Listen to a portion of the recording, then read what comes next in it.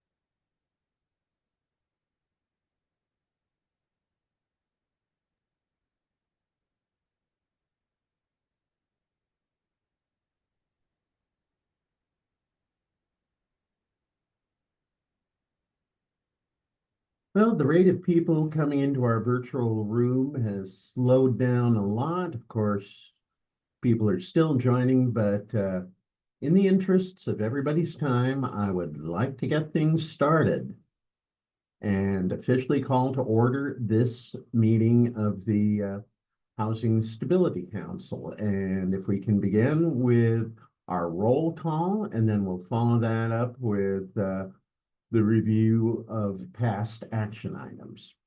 Thank you, Chair Hall. For the record, Councilmember DeFontorum has been excused from today's meeting. Councilmember Farrell. Present.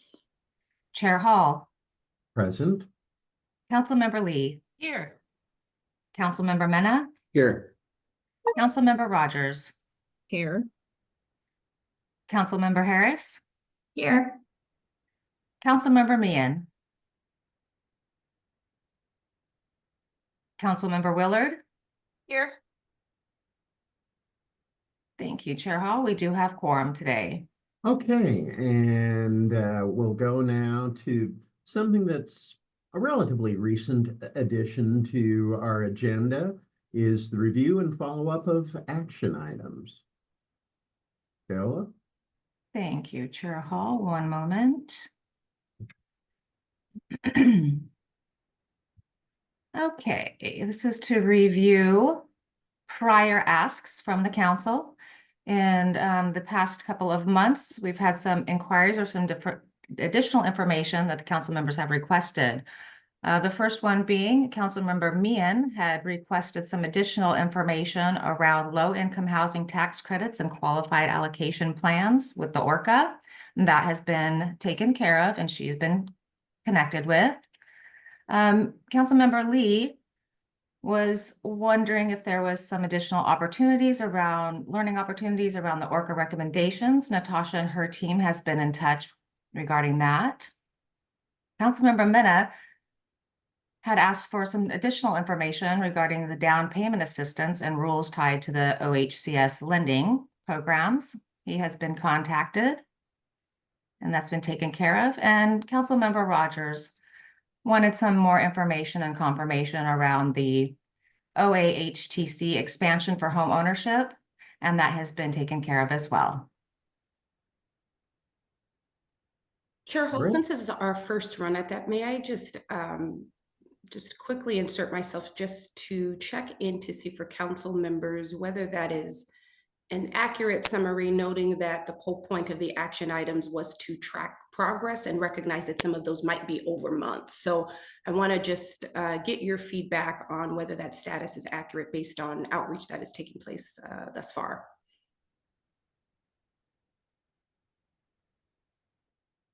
Councilmember Lee. Thank you, Chair Hall. I am thrilled that we are taking the time to do this. So thank you to everyone who set that up. It is absolutely accurate that Natasha and team have been in touch back with me to provide some additional information. And now that I hear the other things that council members have asked for, I wonder if there could be next month a little bit more background information, right? Like I asked to know about opportunities for developers to have peer learning, blah, blah, blah, to have that information shared of, we do have opportunities. It looks like this. It doesn't have to be a full 10-minute report, but just something that, recalls to all of us what the question was and provides some of the background information, because I learn from, my sibling council members about what they're looking at and what their interests are. And it's always really helpful for me to hear, oh, so-and-so asked this, that was about that, and here's the answer or the response to that. So I fully support this. I'm thrilled by it. And maybe next month we practice, 3 to 5 sentences on what the ask was and what the answer was. Thanks. Thank you, Councilmember Lee. Councilmember Mena. Thank you, Chair Hall. I just like to say that I have not heard anything, so I don't know that anything has been communicated. So Appreciate the feedback, Councilmember Mena. We will take it back and then make sure that we initiate engagement based on the request for conversation, which I believe based on that request, Councilmember Mena, I imagine will be in probably a few conversations with you in the coming months. So we will make sure to follow up on that. Councilmember Rogers. Hi, I've not talked to anyone. So when you say that, it's been taken care of, maybe it's just been talked about among the team. So I think the suggestion by Councilmember Lee, as far as saying what the ask is and then giving like a brief update to everyone would be helpful.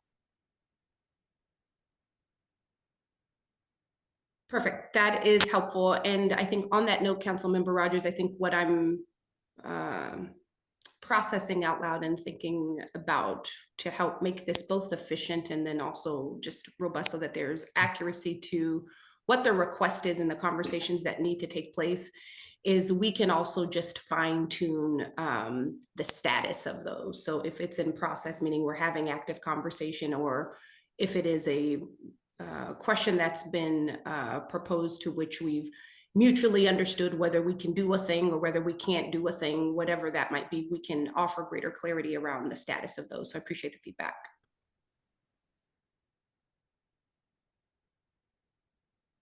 Well, thank you, everybody. And I just noticed an email dropped into my inbox from Councilmember Meehan. She says she apologizes for the last minute notice. She's traveling home today. Originally thought she was going to be able to make it, but apologizes that she can't.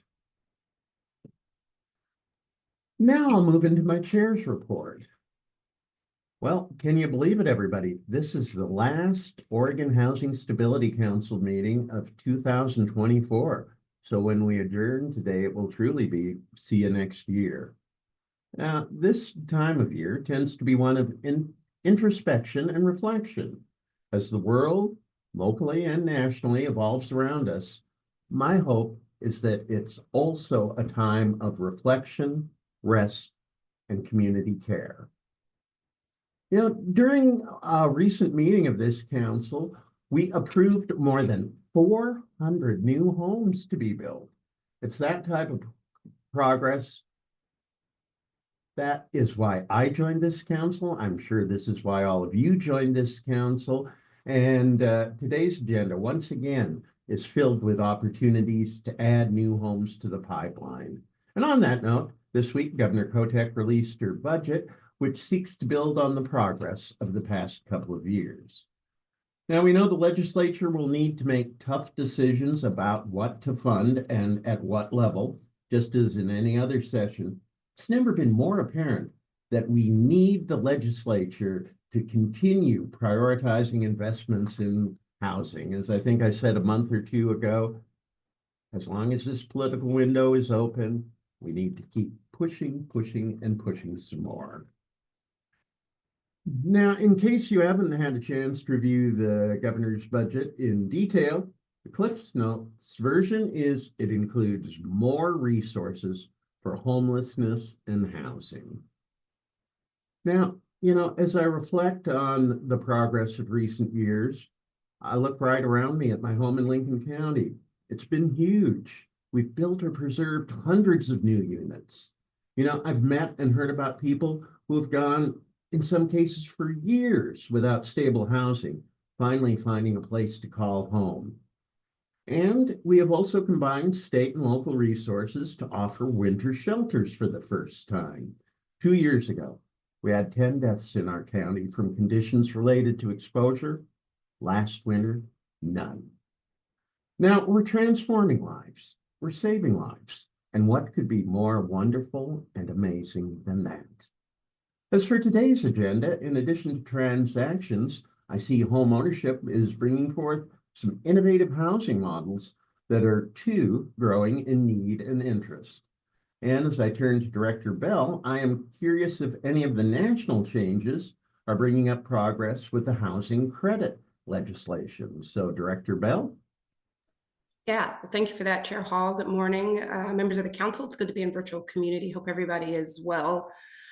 So I have just a couple of updates today, and I will seek to at least give my understanding of current status on tax credits. Not that I have not brought it up enough in front of this council, but we will continue both from a state perspective and from a federal perspective, continue to lean on this council, both in terms of policy support, vocal support, and then just frankly, continued solidarity to continue to push progress in real ways. So maybe just starting with the governor's recommended budget, many of the council members have been through this process with us many times, but I want to just take a step back to offer a few I think points that are important around the vision of the governor's recommended budget. And then, of course, as always, we are now inching towards a season where we're getting closer to session.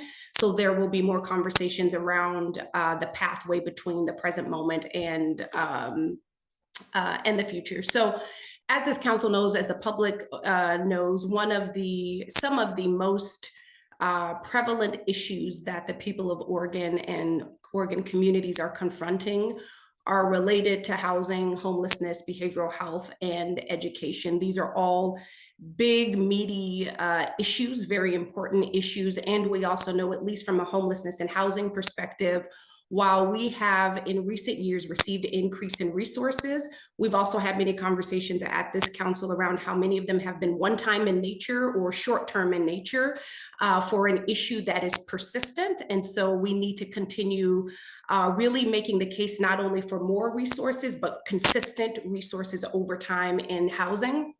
As we think about the orientation of the governor's recommended budget, that is what I see as probably one of the most important points from it, not only that is consistent around seeking to resource those areas that are most important for people and for communities, but also that it is providing a consistent pathway for resources and thinking about where we actually need programs and where we just need consistent resources and more resources for some of the bedrock programs that we rely on. As this council knows, the governor relies on the state revenue forecast to help estimate how much revenue the state will have and to help build a budget that is both responsible to the things that are most important for people and then also is fiscally responsible. I think as revenue forecasts change year to year and time to time, and of course the December forecast is not the last forecast, the good thing is it doesn't lay off people, it doesn't cut services, it doesn't diminish services, which I think is a really important thing when we talk about progress, because we also know it's not guaranteed to us. So what we do see is a deepened level of commitment in terms of building on some of the same priorities from the governor's first budget, which was focused on being mission focused and being disciplined to that regard. And so when I think about the work that we have done with the council and the important work that this agency is doing, we want to continue to invest in what is working and to continue to be consistent and relentless about it. I recognize that sometimes when we are seeking to preserve and expand existing programs, that doesn't always feel like the most exciting thing, like a shiny new program. And I get that. And there are some newer programs and there's opportunity for that. And what I would just continue to call us to be summoned to is being able to ensure that there are concrete pathways to boost supply and to keep people in their house is what the work is all about. And we don't always need new programs in order to do that.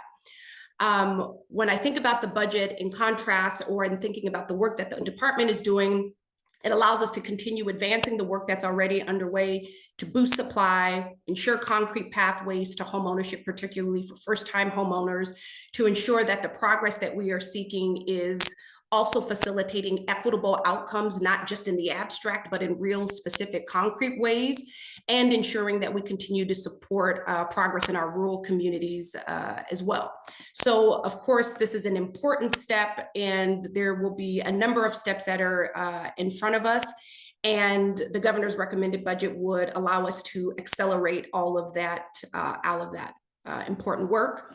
And as the world is continuing to change around us, I think what I would also just have us continue to be anchored in is where the agency and our values and our priorities are the same and remain unabated in that, which is that we are an agency that serves all people and welcomes all people, and make sure that when we are advancing progress, that we're also holding ourselves accountable to ensuring that all communities, particularly those that are underserved and overburdened, are able to participate in that progress as well. So we will have more updates for you along the way. And then of course, as individual council members have any specific needs or questions and want to have specific conversations either outside of the meeting or in this space together, we're always happy to make sure that we can do that. And then very briefly, since you brought it up, Chair Hall, I would say the long and short of it in terms of the housing credit provisions, which is low-income housing tax credits. While I don't normally make sports references to housing, because I don't really track sports that closely, it is a bit like the Super Bowl of taxes right now in terms of what's in front of Congress. There are tax provisions that are being proposed across the board, from infrastructure to housing to childcare.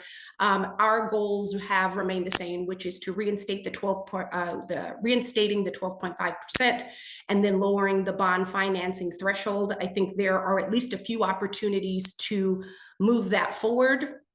I think for any council members or for any of our partners that understandably are not tracking every ebb and flow with tax credit provisions in Congress, I think the most important thing to know is across the state and across the nation, the tax credit is one of the primary resources that we have relied on to boost supply. And since its inception, there really haven't been any substantive concrete changes since the 80s. So you can imagine the incompatibility of having something that was established a few decades ago that hasn't had any meaningful changes in trying to solve today's problem. So we will, of course, keep you updated on that. And then I will yield for now, Chair Hall, and turn it back to you.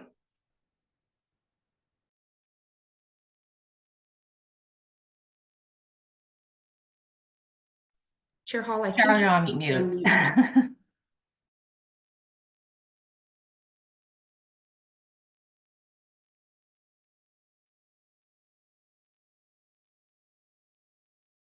Oh, my mic wasn't on. My apologies. All right, Councilmember Lee.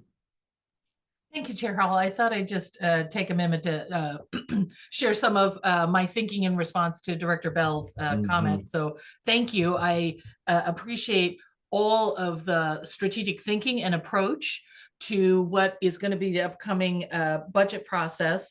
There's one piece that I think is missing in my mind, and it goes towards statewide housing plan, some of the more strategic planning things that we have not had the time to do because we've been busy serving people, which is absolutely right.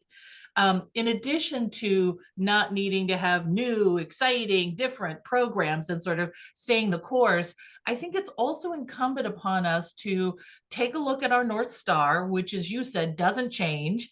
We're on the same path. We're going to the same goals. There are, I think, frankly, things that we are doing now that are less impactful and less guaranteed to get us outcomes towards that North Star than some other strategies. And so a piece of what I'm hoping we can have some reflection on is, yes, everything we're doing is absolutely necessary, good, and serving someone, right? There's nothing that this department doesn't do that doesn't help someone. The question is, at a community population outcome level, I think there are other strategies that are pushing us to the North Star. We don't change the North Star. We don't change our values. We don't change our goals. What I do think can be looked at is some of the actions, the programs, and the services that we're investing in comparison to some others, which I think are at least as equally impactful, delivering of outcomes, and maybe better. And that, I think, is a necessary reflection, especially when we are looking at, we don't want to put a bunch of new stuff in. We've got a governor and a legislative body that is supportive of the direction we're already going. And so how do we sort of fine tune in there? The other thing that I'm interested in, and again, I don't know if staff are already doing this, but this is not a political statement. There will be changes at the federal level because of the incoming administration, and that's true whenever we have a transition in leadership at the federal level. And I believe it would behoove us to be doing almost this is my language, some emergency response planning. Right? So if rules really change in a very specific way, have we done some scenario-based planning on what would be our first move? What would be our second move? What would be our third move to try to get ahead of some of the changes that we frankly don't know are coming, but we do know that our changes are coming. And the other thing I would say is, if staff are already engaged with this, which you likely are, I see a role for this council with our sibling councils at DHS and OHA and the Department of Lands to perhaps have a council level statewide discussion about what does this state in specific want to try to imagine as possible scenarios in federal funding, federal rules, federal relationships for the populations that we, share responsibility for, and the systems of care, and approach that in an emergency management stance, right? So here's the scenario. What do we all do now? Here's the next scenario. What do we all do out? Unfortunately, because of the ongoing wildfires and the damage to the community, we are now getting much more versed in an emergency management analysis perspective using those tools. I believe those tools can be used not only in response to a specific environmental emergency, they can also be used to try to get our minds collectively thinking at a pretty high level, what is it this state does or wants to do in the face of some of the changes we might be able to imagine. Now, I realize that that's a lot of work. However, this organization has been in leadership on ideas like this for a long, long time. And if anybody's going to move it forward, I think it's this organization. So I'm interested in exploring that idea of what does it look like for us to have a quote unquote emergency management tabletop exercise, if you will, to try to anticipate some of what the changes might be and some of what those outcomes might be so that we can be prepared when those changes come to the best. We're not going to be fully prepared, but when we can be better prepared to anticipate that. So I was just inspired by the pieces you were talking about, Director Bell, and I'd like the council, because I know the department is on it, but I'd like us as council members to think about what that might look like and how we might be in service to both supporting the department and supporting the members of our state, right, that we are all serving. So thanks.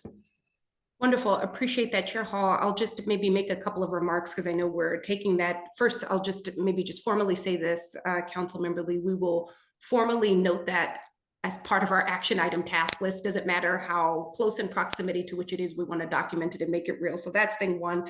The second thing is, I'm sure 2025 is going to bring us so many new opportunities to spend so much more time together beyond our monthly Friday meetings. And one of those things I expect that we'll begin to have some conversation on in early 2025 is around what does the next strategic plan entail and look like? And I think what I'm hearing, at least initially from you, is around there's a place of dreaminess and aspiration in concrete planning that will be part of that planning process. And I also think I hear what I've heard from the council before, which is let's just do some assessing of what's working and what isn't in terms of programs and understanding and doing a little bit of a organized look back at that. So I want to uplift that and appreciate that.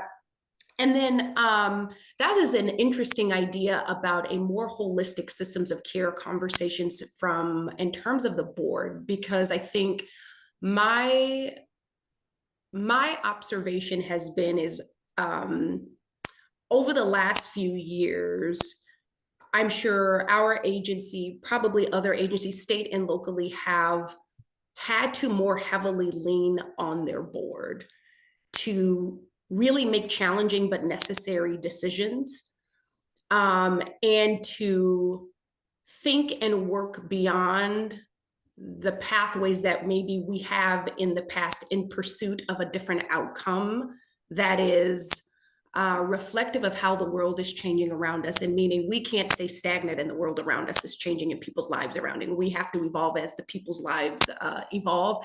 And so I will take that back and also probably garner where I need some feedback around maybe having some broader conversations with other boards around the systems of care, given that work and those realities for folks are intersectional. And so I just appreciate that.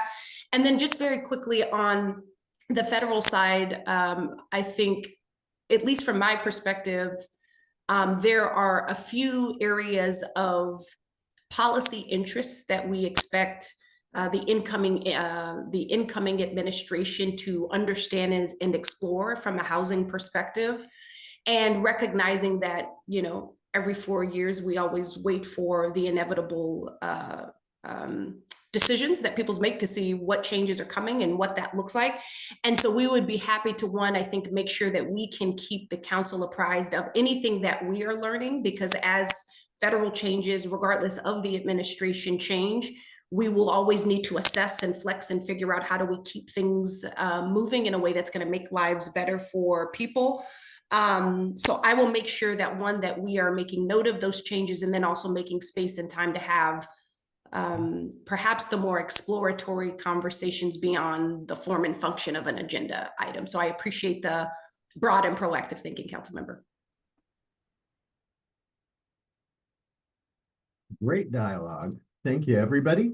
And I believe at this point, we're now ready to move on to the Affordable Rental Housing Division. And we open up this segment with a public hearing, and latest I saw, we have 2 people signed up for the public hearing. That is correct, Chair Hall. And the first one, I'm sorry, I'm probably going to mispronounce your name and I apologize. Nikia Hunter? Nikia Hunter, are you online? I do not see that name on the list here. However, if you are joining by phone, you can use the raise hand function of *9. And the other sign up we have is William Shivanda. Is William Shivada? I do not see him on the list either.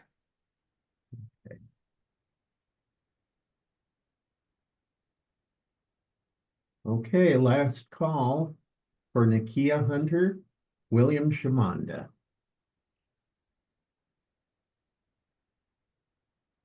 At this point, then, we will close the public hearing and move on to the presentation.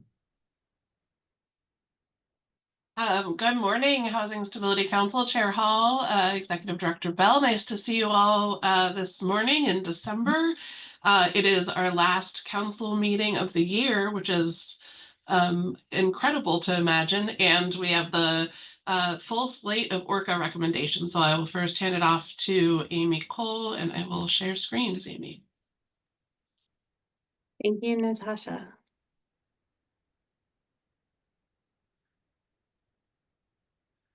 I'm just getting my screen set up here. Right. Good morning, Chair Hall, Housing Stability Council members, and Director Bell. I'm Amy Cole, the Assistant Director of Development Resources, and I'm here to present our next slate of ORCA projects for your consideration. Just one note before I get started, the amount for Rosemont Court, for the Rosemont Court recommendation is incorrect in the motion on page 4 of your packet. In the motion, the amount is 4.6 million. It should be 5,812,500. I've included an updated motion for your consideration at the end of my presentation. All right. So current impact assessment stats. There are 17 projects in impact assessment under review currently. 64 projects are in the impact assessment step overall. That includes 38 for-profit led projects, 52 nonprofit led projects, 11 housing authority led projects, and 1 tribal led project. And just a reminder that this is a point in time snapshot, so things are changing all the time with these stats. All right, next slide. Okay, we have 8 projects for consideration today. 2 are acquisition projects totaling 137 newly affordable units. 4 multifamily preservation projects totaling 213 units, and 2 manufactured park preservations, which total 71 spaces.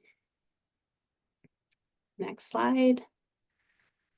Okay, the first project is Blossom Gardens. This is our first lift acquisition project. It is 90 units. The sponsor is Salem for Refugees. It's located in Salem, and the request is for 29.4 million in lift. Salem for Refugees has in place strategies, plans, and partnerships to reach, serve, and work with underserved BIPOC and refugee community members. As a culturally specific organization, Salem for Refugees prioritizes hiring persons with lived refugee experience, requires all new staff members to attend anti-racism training, and resident services on site will be culturally specific and focus on supporting BIPOC and refugee communities. This project is acquisition of existing market rate housing, therefore doesn't fall within OHCS's MWESB requirements that are related to development costs. Next slide. All right, the next project is a permanent supportive housing acquisition. This is Caesar. It's 47 units. It's just like Blossom, it is currently market rate. The project is sponsored by Home Forward. It's located in Portland, and the request is for 5.9 million in PSH capital dollars. All right, next slide, please. So some highlights, ERJ profile highlights about this project is that it will be serving underserved BIPOC community members experiencing chronic homelessness, as well as other people experiencing chronic homelessness. Home Forward's development equity framework integrates racial equity into all phases of housing development, ensuring that projects are inclusive and culturally responsive. They collaborate with community partners to design services that address specific needs of BIPOC communities, ensuring that those who have experienced inequities are central to creating solutions. And as with Blossom Gardens, this project is acquisition of an existing market rate housing development, therefore doesn't fall within OHCS's MWESB requirements related to development costs. All right, our next project is Columbia View Apartments. This is a preservation project. It is preservation of 12 units, sponsored by Columbia Cascade Housing Corporation, located in Cascade Locks, and is requesting preservation resources $2,498,845. Columbia Cascade Housing Corporation provides culturally responsive services by conducting ongoing examination of policies and practices to advance racial equity and inclusion to community members who are marginalized. Staff is reflective of the diverse communities it serves and they prioritize hiring bilingual and bicultural staff. They continue to partner with culturally responsive community-based organizations, including Nichiwana Housing and The Next Door. These partnerships assist CCHC to meaningfully engage current and future residents. And so this project will follow our usual MWESB requirements. Because there is quite a bit of construction involved. Next slide, please. Thanks. Okay, this is preservation of a manufactured dwelling park, Rimrock Court Cooperative. It is 38 spaces located in Madras. The sponsor is Rimrock Court Cooperative, and the project is requesting 2.8 million in manufactured dwelling park preservation funds and 1,093,435 in OHTCs.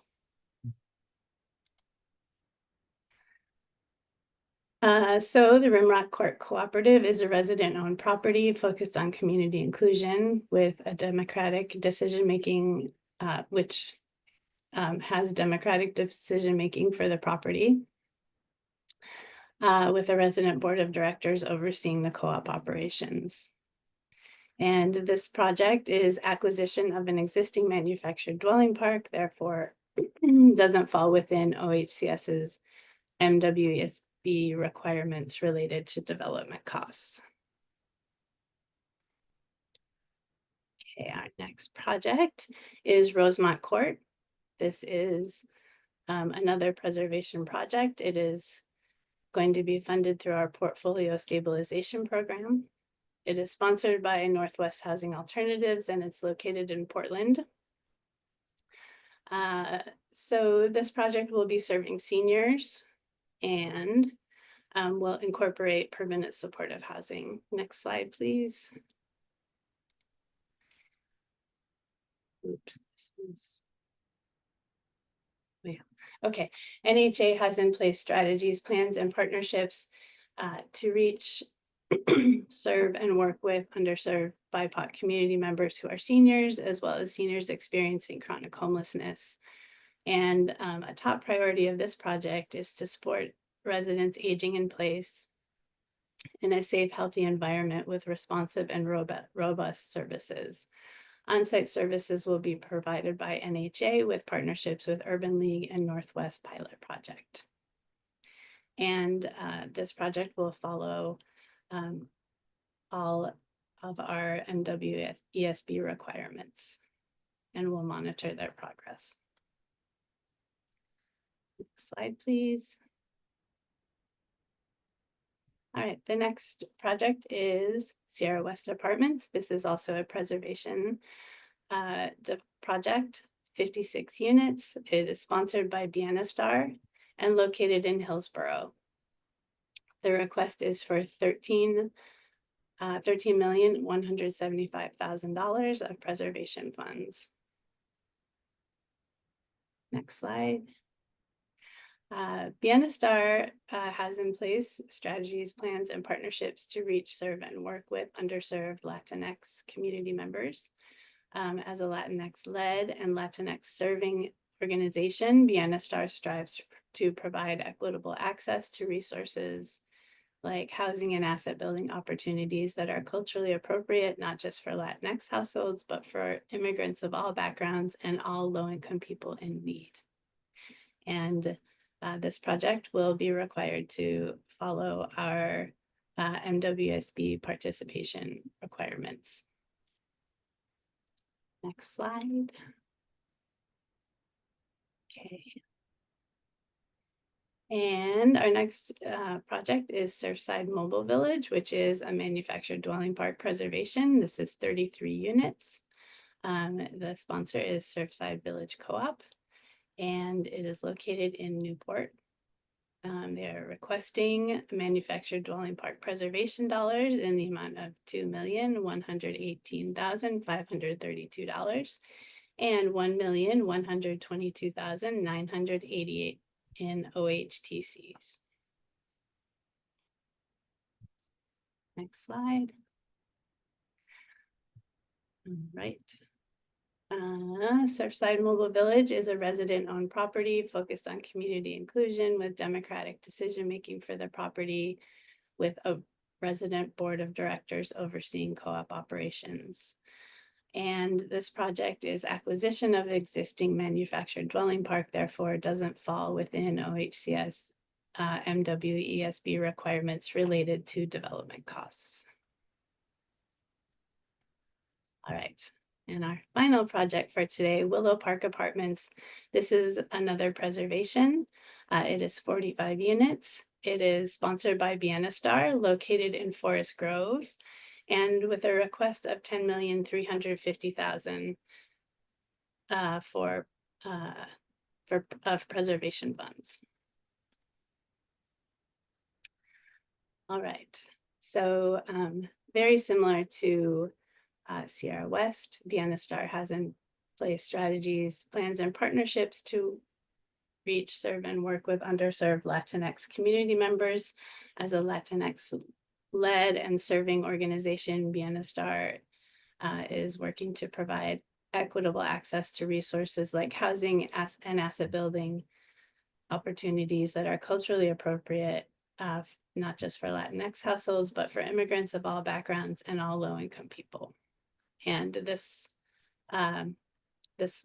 project will be required to meet our MWSB requirements, and we will monitor that progress. All right. If approved for funding today, projects will receive a letter of interest from OHCS, letter of intent, excuse me, from OHCS, and will move to the financial feasibility step of the ORCA. Projects will have 6 months to complete requirements in the financial feasibility step. And in this step, a detailed development budget and pro forma will be closely analyzed by the production team to ensure that each project meets financial and underwriting standards, and to ensure that projects are leveraging debt and other resources that justify and support the state's investment. The reservation amounts in the memo are maximum award amounts based on ORCA subsidy limits, and the final award amount for each project will be arrived at through the underwriting process in the financial feasibility step. All right, next slide. Okay, we're ready for discussion and questions, and then I also have for your consideration the updated motion. Council, any discussion, questions, feedback? Councilmember Rogers. Thank you, Chair Hall. Amy, I appreciate the presentation, and I'm also excited about all of the geographic locations and the different types of projects. I guess part of my concern, and I may be a step ahead because you're talking about the next phase will be the feasibility study and such. I appreciate projects wanting to preserve affordability, and there are some that are not necessarily new construction projects, they're acquisitions. One of my concerns, and again, it'll probably come up in the feasibility stage, is what about deferred maintenance for these properties? Because a lot of them are existing and I'm sure have additional issues that need to be addressed. And so just wanted to voice my concern about existing properties being purchased and that not be taken into consideration. Yeah, I can talk about that a little bit. For acquisition is a new sort of like a new way of approaching things for the LIFT program, and we're also doing it for PSH. And for these projects, they need to be placed in service within the past 7 years. So they are relatively new, and we don't expect that they will need work on any major systems because we are providing funding just for the acquisition. And so that, I don't know if that answers your question. There will be long-term affordability placed on these, just like any other LIFT or PSH loan that we're doing. It will be a 30-year affordability period. And yeah, Natasha, do you have something to add? Yeah, I mean, I think that's the kind of the frame for approaching it. I think as we navigated to determine the ability to deploy the Article 11 coupon resources to support an acquisition strategy, it was in response to the market and the unique opportunity at this particular juncture of the market where interest rates and operating costs have risen. So as these new projects are coming online, new rental projects are coming online, owners and operators in market housing are finding that they become infeasible. And so there's an opportunity to essentially get those units into affordability at a lower per unit cost than building new. And so all of our parameters around it are that they are new or like new housing. And so we put a timeline parameter around there. And there's also the diligence of a purchaser in that, in terms of doing physical inspections and such that you would have aligned with a closing. But I think that is a different function than the preservation investments that you saw, where we are reinvesting in existing publicly supported housing. There's a wealth of information around those physical condition challenges in terms of getting CNAs to really identify the deep issues and what are the system issues, rehab needs, all of that for preservation transactions is part of what they bring in as they are developing the entire strategy. And then the acquisition within the LIFT space is really a market acquisition of like new housing. And I think, generally this is a deconstructed process of all of our work that we will do as we navigated creating the ORCA, created the place and intent to do that intentionally, to say, first, let's make sure it's a project we want, that meets our standards, that is something that we want to do. We get high level information on the financial need, but it's not the place where we're saying, show us everything. So we're doing that deep dive. We're doing that kind of impact look first. And then we'll do that deep dive on financials. And the development team is already having all of those pieces that's informing it all. It's just, when are we doing our deep dive? When are we wanting to make sure that we're doing all of the the work in the details of DCRs and line by line assessments of that. So that is kind of the next step of this process. And I don't think that we're operating without any understanding about what that looks like, but that we're basically deconstructing where we're doing the deep dives and ensuring that there's burden of proof provided.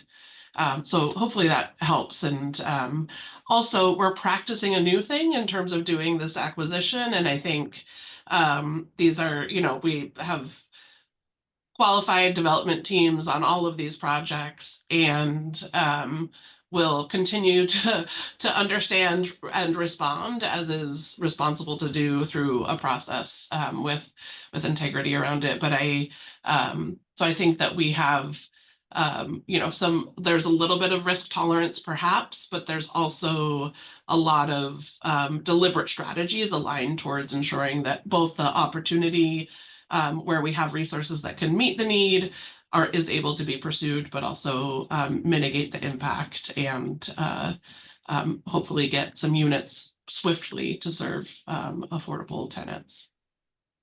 Appreciate that. And so you said it's relatively new within a 7-year period?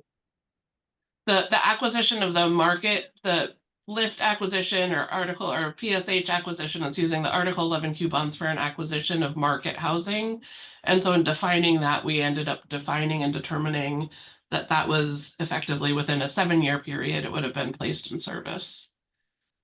Okay, and again, I'm probably ahead and I've not Googled where the Rosemont project is, but is that the one that's in North Portland? I do think it's in, I don't. It is, Yeah. but it is also, Okay. that is not an acquisition, that's preservation of existing affordable, locally affordable units. So, Okay, so that's All right. already owned by NHA. It will not be an acquisition. okay, all right, thank you. Yeah, and the Rosemont is a project with a long history in community and an affordable housing space that has been vacated. And so this is the NHA doing the work to bring that back into service.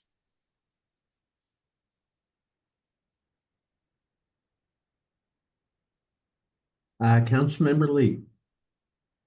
Thank you, Chair Hall. I'll just start out by saying I appreciate Councilmember Rogers, your anticipatory and future perspective on these buildings, because while they're like new now, they will not be new in the scope of their term of affordability. And we often find ourselves then with unresourced and unanticipated maintenance and operational, needs for these buildings in order not to let them fall into or out of service. So I sort of took your questions, Councilmember Rogers, as we move forward, let's anticipate that while they're new now to us, within their affordability period, they will not be new. And are we, adjusting for that fact in terms of the financials and their financial planning?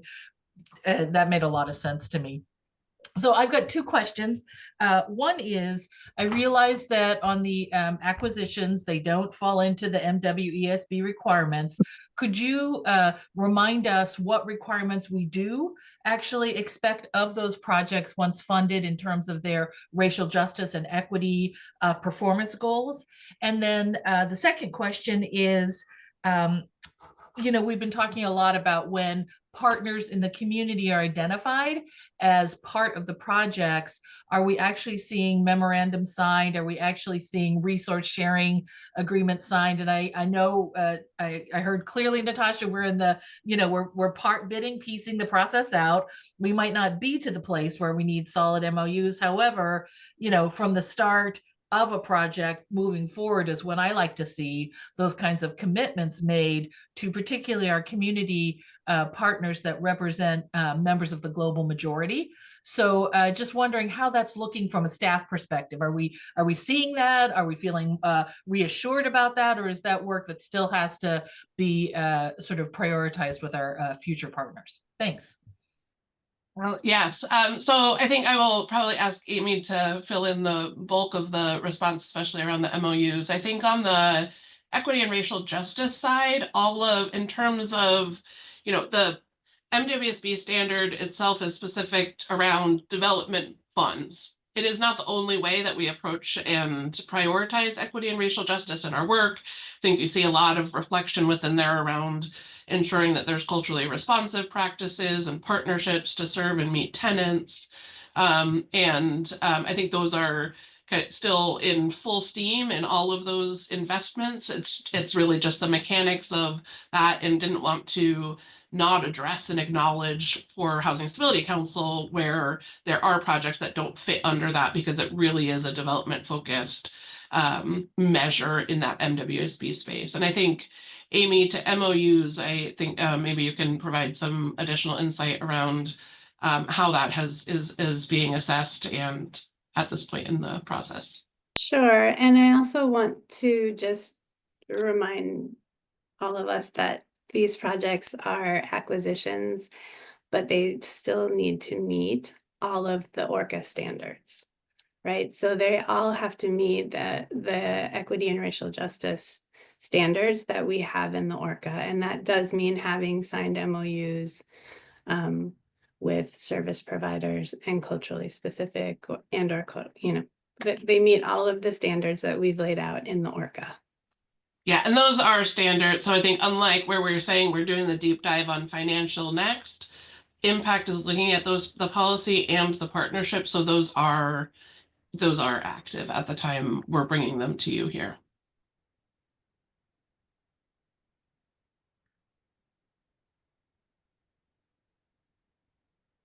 All right, then, are we ready for the motion? So moved.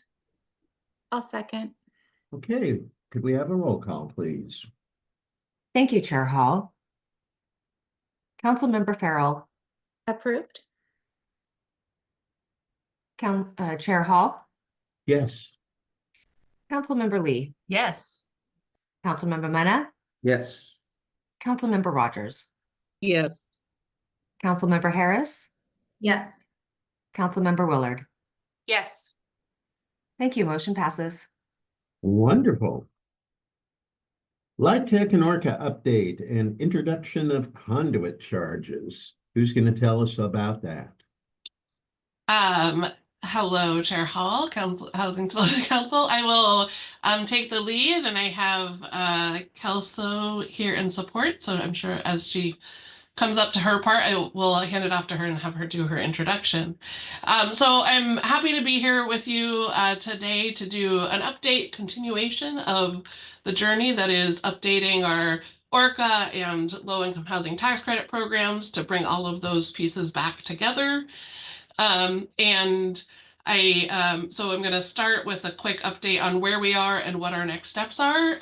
Last month, I brought forward an introduction of a framework around updating the 9% and 4% in ORCA processes, and had indicated at the time we would be bringing back that framework for adoption this month. At the same time, I was also saying, and we are also hearing that partners want to make sure that they have sufficient opportunity to give more feedback on all of the concepts. So we have revised our timeline. At this point, right now, we have incorporated the updates into the qualified allocation plan.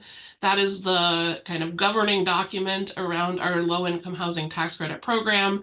That's what's required by the IRS for state tax credit allocator agencies to do. So we have drafted that red line document. We have posted that along with the conduit charges we'll talk about next for public comment. And so that public comment process will round up later on this month. And so moving the framework recommendation back to January will allow us to have given everybody additional time for all of the public comment and process. We're doing a 30-day public comment process to bring all of those pieces together. And we'll have that to be able to provide back to you when we see you in the new year in 2025. Still is like 2019 in my mind. So I think that's an interesting reality. But so we are moving all of those pieces forward. I think our overall implementation timeline remains the same in the first quarter of next year, but again, wanting to bring a little bit more space into that to make sure that folks, as there's so much going on, have sufficient time to give feedback. So we have posted those documents for public comment. We will have a virtual public hearing on the 16th, and we will bring our final framework back to Housing Stability Council at the January meeting. I think it's actually now on January 10th, I realize, instead of the 3rd. Since maybe folks will be on vacation on the 3rd. And then once we have that framework followed up on, we will work with the governor to finalize the qualified allocation plan.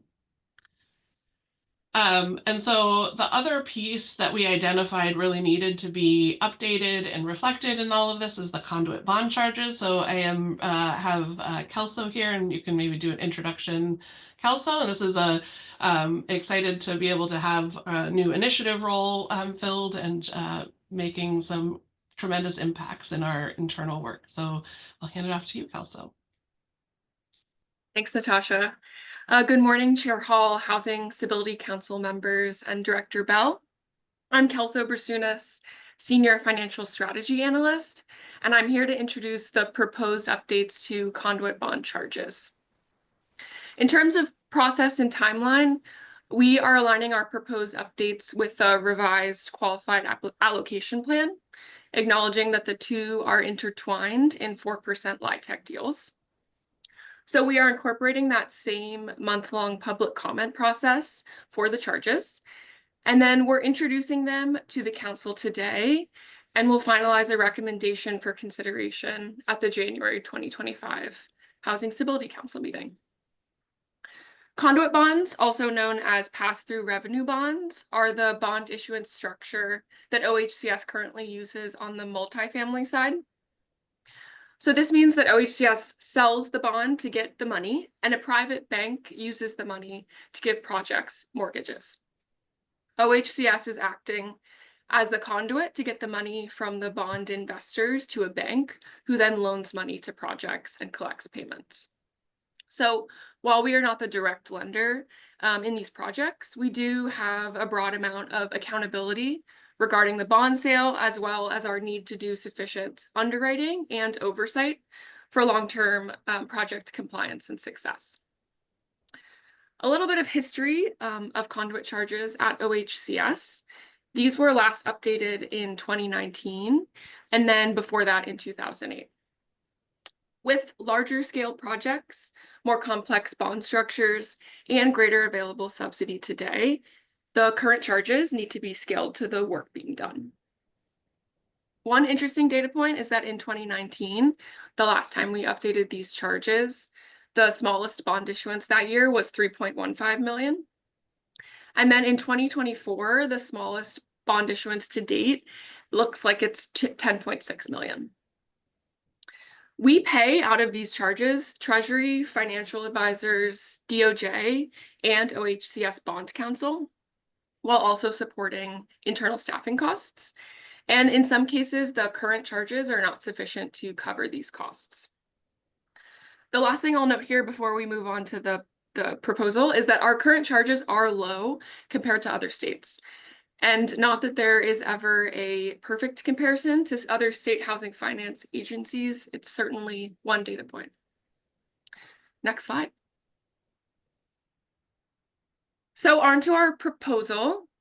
These proposed charges are based on a standard deal structure with the bonds drawn in full at closing and a 20 to 30 year loan term post conversion.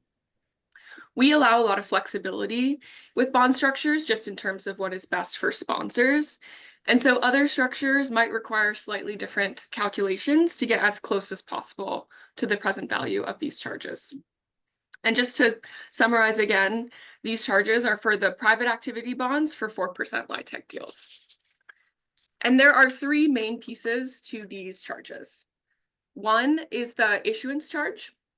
This is 1.5% charged up front. We propose removing the cap, the $150,000 cap on this portion. And so before, or I guess currently, a $10 million deal and a $50 million deal are paying the same issuance charge. Second is the drawdown charge. We propose removing the drawdown charge to allow for the structure that works best for sponsors and simplifying our structure a little bit. And then third and final is the annual charge on balance. We propose adding an annual charge on balance on the remaining or outstanding balance of the full bond. And we found in our research that all other issuers definitely did have this annual charge on balance. And that's it. Great. And so I will maybe move forward and then we can revisit for any questions. And again, the charges are currently out for public comment. We're continuing to get feedback. Felt like the details of the numbers needed to have some kind of contemplative time and deep engagement back. So I think as we continue to get feedback, we'll be able to present back with you in January what we heard and what our final recommendation is. So next, I just wanted to kind of look back. This is the year that we have launched ORCA, which is momentous in and of itself. And I think we can see the really tremendous work and impact of this, all of our effort and energy towards this already. We launched about 6 months ago. We have provided funding, as you've just approved this December slate of projects. We have funded or moved forward financing for over 1,300 units and 24 different projects in all different regions across the state. We obviously also see significant demand for resources, far larger than we have available, to be clear. We have 226 projects that have submitted intake applications, which is effectively saying those are projects that organizations and people are working on right now. We have 16 projects already on our wait list. That's $391 million in resource asks for projects where people have, where applicants have determined to have met the ORCA standard. So they have passed standard review and are on a wait list waiting for resources. We see that in addition to the new construction, I think we were talking about this just earlier, there's also significant impact and need for investing in our current portfolio. I think Council Member Lee and Rogers, you were talking earlier around what is the long-term housing condition? What does this look like? How do we ensure there's resources within the project to do the needed repairs? And I think functionally we have, there's replacement reserve requirements, there's rehab requirements, there's all of those pieces of it. And what nothing has really nobody has the secret book that tells you exactly what's going to happen to market conditions. And we know absolutely that the last 4 or 5 years have been tremendously challenging to navigate from any household's budget perspective, and most certainly exacerbated in the affordable rental housing space. So we know that there are significant challenges that organizations and projects are continuing to face today. And we know that we need to continue to invest in preservation to support not only building new, but ensuring that we have some consistency of stability for those tenants already in housing. And so this is where we're looking towards our next steps for the ORCA and what happens. Part of our framework is providing some updates to the ORCA. We also have always committed to ongoing process improvement where we identify and flag things that need to be addressed, understanding all of the different pathways for applicants to get support from the application team and the advisor team. There is a lot of access and opportunity to be able to have those discussions and really support navigation. And there's, is the place where the resources that we have are what they are in that. But I think part of our ORCA update process, and I think I want to actually call that out a little specifically for Housing Stability Council, because this is something that we had committed to as we were saying, we're going to practice something new. And we were, you know, got very consistent feedback and direction from Housing Stability Council, and where it is needing refinement, then let's refine it. And so there is, and you know, for internal processes, there is a epic amount of work going on to inventory all of the like small and big things that are, you know, we've been navigating or supporting along the way, and want to make sure that we formalize the documentation where we needed to add more specificity or others. So are working on all of that to make sure that we are delivering on that promise for ongoing improvements.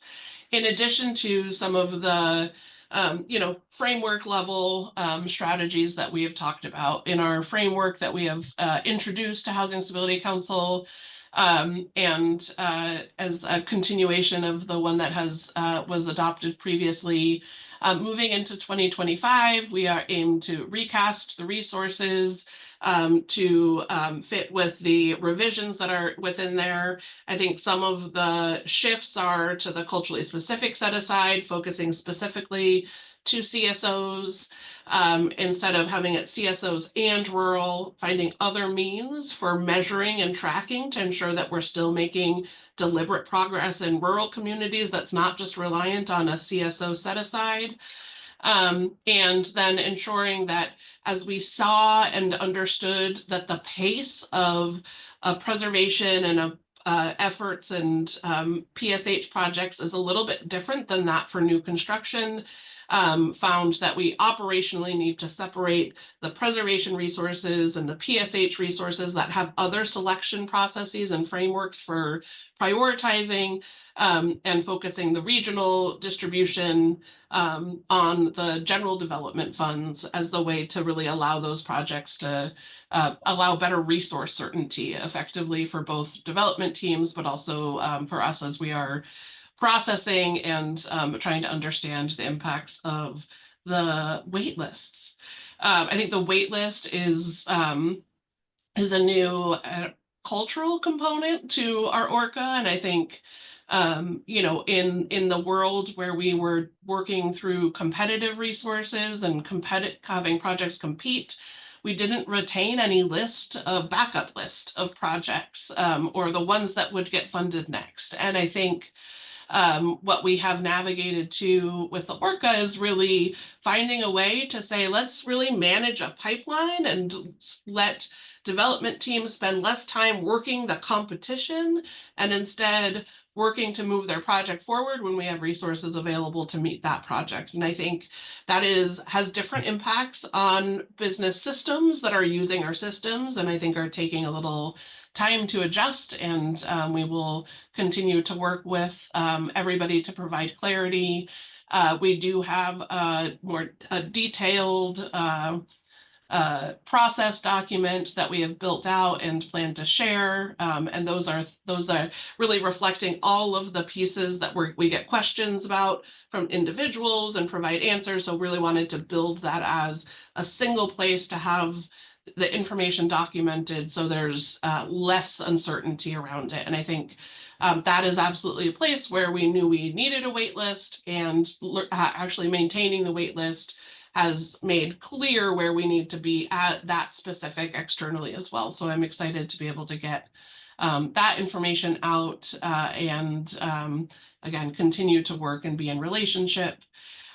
We have many different pieces of our framework that we have, evolved to incorporate. And I think, last month we talked around the 9% program and the process for prioritizing, including now a lens toward universal design or inclusive design.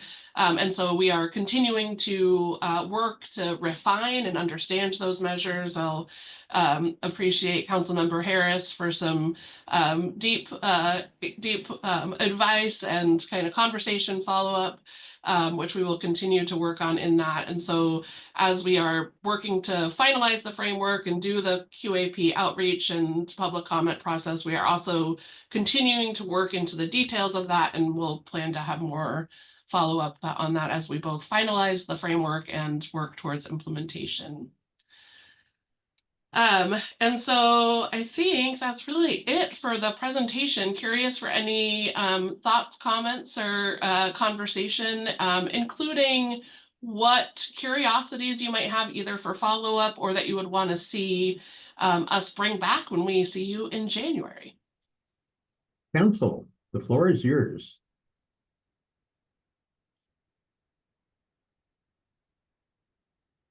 Councilmember Mena.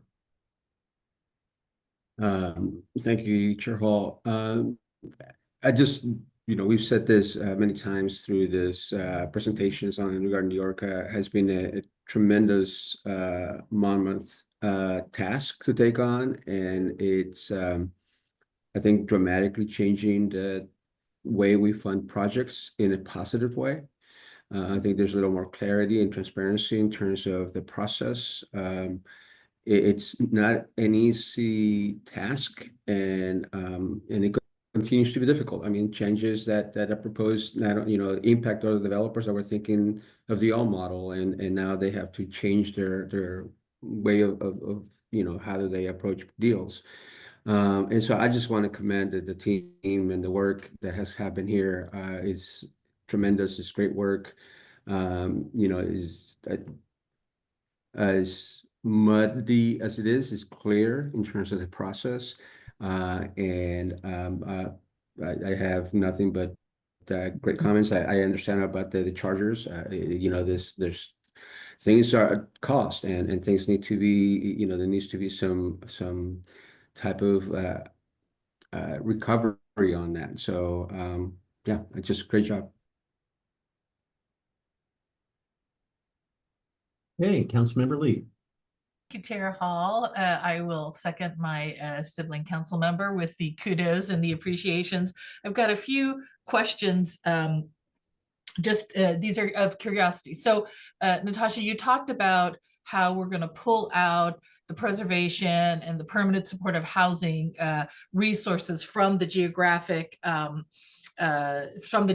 allocation, and that we're going to separate culturally specific and rural set aside. So is it now conceptually possible that a project could come in and apply for either preservation, PSH, could apply for culturally specific, could apply for regional, and could apply for rural allocation for one project? So that's question number one. Question number two is, I'm not sure I caught why there was a reduction in the culturally specific allocation amount from 25% to 20%. And perhaps that is a reflection of 10% is going to rural, or 5% is going to rural, or this it has something to do with the scenario I just posed of you could apply here, here, here, and here. And then finally, I'll apologize in advance. When I see this amount of allocation for these amount of your units, it causes me to contemplate doing math in public. And when I divide that amount of resources by the number of units, it comes out to approximately $276,000 per door. And people used to talk a lot about what's the per door cost of affordable housing from build to rehabilitation. And I'm just curious about that number. I guess I get that there are like huge caveats to be said in any of that. And yet, my simple mind goes, it costs this amount for these number of these number of homes, that per home cost. Where does that fit in our knowledge of what does it actually cost, what it should cost, what it doesn't cost, those kinds of things? And maybe that question isn't answerable until another point in the future. But those are my three questions. Great. And now I'm going to try to remember the three questions. And I'm already thinking of spacing. I think first we're talking around, I'll start with the CSO conversation probably. And I was too interested in what you're saying, and I failed to take my jotty notes. But I think, so in terms of the... Why the reduction in percentage? Yes. So, and I think it maybe is related to also the comment around the CANA project apply for all of the resources at the same time. And I think You know, part of the complexity of our resources is that we have done some really thoughtful and intentional work around like a preservation framework. And so the preservation framework lays out a very robust kind of perspective on how we want to assess the landscape of preservation needs and prioritize. Embedded in those systems are where is it located? Is there a culturally specific owner in the mix of it? Also, who are the tenants and what are their criticality of acuity of need?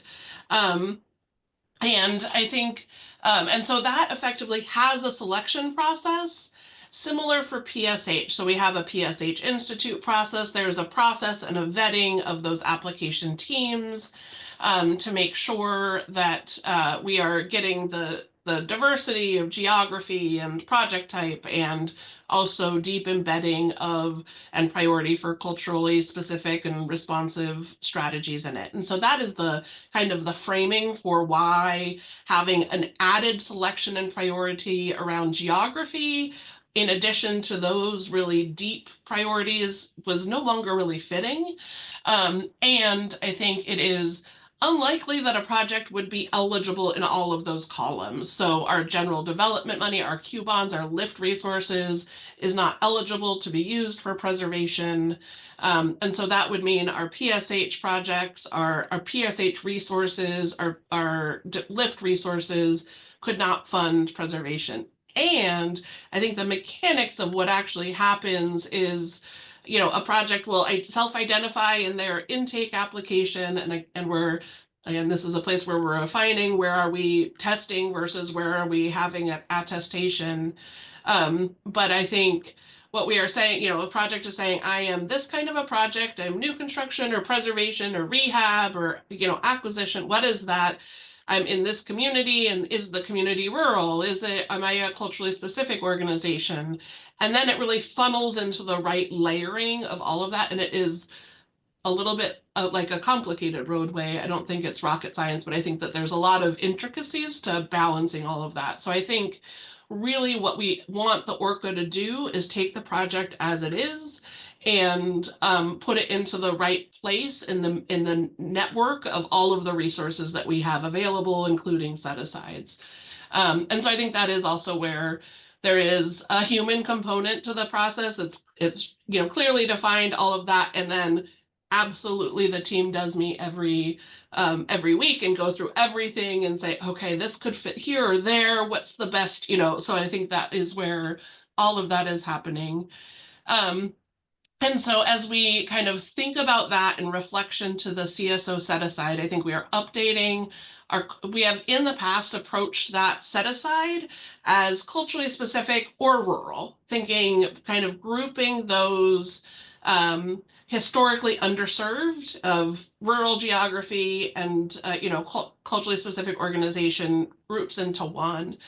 And I think as we remove rural and instead are establishing a target where we're looking at, you know, overall, ideally about half of the projects we fund, not units, but because there's different size project, about half of these should be in rural communities.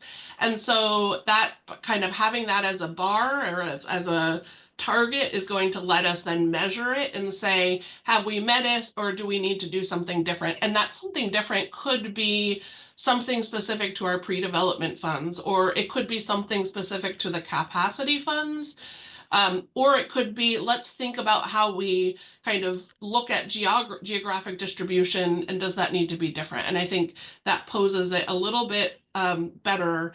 And I think because we then say we have, you know, the preservation and PSH resources that do have their own pathways for prioritizing culturally specific organizations, and kind of not including rural in that CSO set aside any longer, wanted to ensure that there's still sufficient resources to get out to community that aren't in that set aside, but also CSOs can access the regional set asides as well. So I think it's trying to kind of make that full picture still make sense with the shift to that eligibility within the CSOs.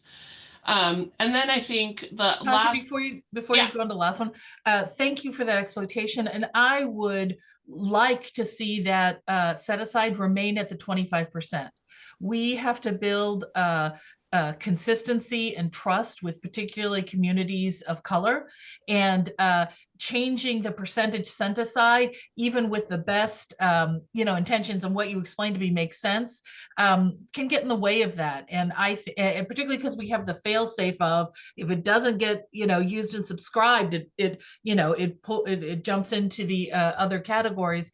I would love to see us consider keeping that at 25%, even with the other changes and the acknowledgement of the other places where culturally specific might be resourced. Yeah, I guess one other piece of that is, while we intentionally from the start retained geographic set-asides through this calendar year, the CSO set-asides were through the 2 years. And so those won't be pulled down. And I think, and again, I appreciate the feedback.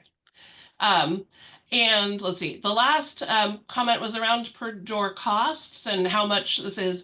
And costs have escalated tremendously, and it's both development, cost of development, it's cost of all of the services related to it, and then it's also the impacts of increased interest rates and cost of debt, so you can get less debt resources to it. So we have a situation where the baseline cost for what it is to build has increased. The bar for being able to access other resources has gone up, which means you get less private resources in there. And so the subsidy does, at this point, need to cover more, which is another piece of where I'm very excited that we'll be able to add low-income housing tax credits next year, because this is also a year of projects, or 6 months of projects, funded without any tax credit. So there's no tax credit investment that's layered into this. And so that subsidy limit that we're recommending when you're pairing it with tax credits is lower, because it would have the added benefit to cover kind of costs in the space of that are better, anyway, that provides that more leverage in there, even in this world of how much debt can you cover, like leverage into be able to still have sustained operations. And I think probably, we'll need to think through if if it's January or shortly thereafter, where maybe we can provide some kind of deeper look at what we are seeing in the cost and trends around all of that, both nationally and in Oregon. I think as a national, and so 200,000 in subsidy is per unit in aggregate is right, and is still not the full cost of development. I think I think 400 is seen as a low cost unit at this point, and so I think tend to have units in the 500 to 600,000, and I think that's not inconsistent, but that's the numbers off the top of my head, and we should follow up with actual data for you.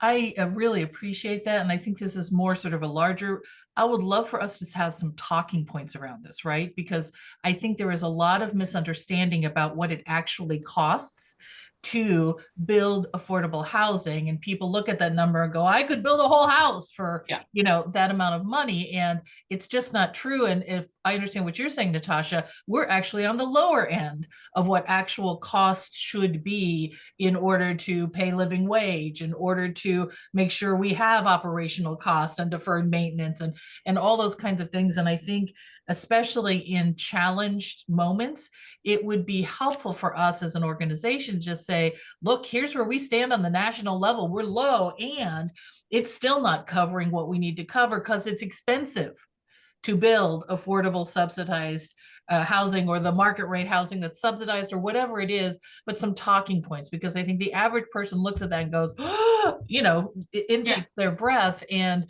we might understand that actually that is a darn good price for the work and the benefit that's coming to the communities.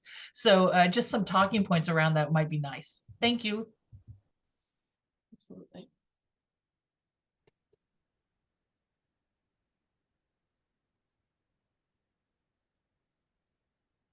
Chair Hall, you appear to be muted.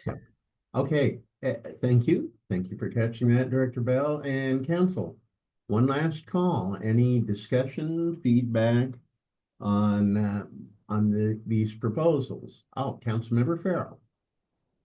Thank you, Chair Hall. It's more just feedback on the information you're sharing right now. I sometimes, as a service provider who isn't an active like property developer, I don't sometimes know. I get like a high level version of like how Orca works, but I don't always understand the details, and I sometimes don't want to ask those clarifying questions in this space because I feel like it's maybe a distraction and you all already know that and it's just a me thing. But I really appreciate just that further explanation of how like PSH works within the whole thing and how your process of meeting and sort of looking to see what fits what. I mean, that just helps me fully comprehend rather than just make assumptions. So thanks for taking the time to explain that. Absolutely. And I think maybe we can figure out, I don't know, Director Bell, if you have ideas on, Yeah. Other ways and opportunities to bring that in. I do think there is, I think, as we adopted or created the Orca, I think one of the things that we, and I think collectively we wanted to accomplish was really having a process that was trying to work in real collaboration to support and move forward, adding accountability as the lever there. But I think that I just also want to just reflect on that, I think it was Councilmember Mena saying this has been tremendous impact. And I think owe in buckets of overflowingness, credit to the team who continues to do and steward and really lead this in pretty incredible ways internally. So I think just for anybody on the call that's listening, thank you.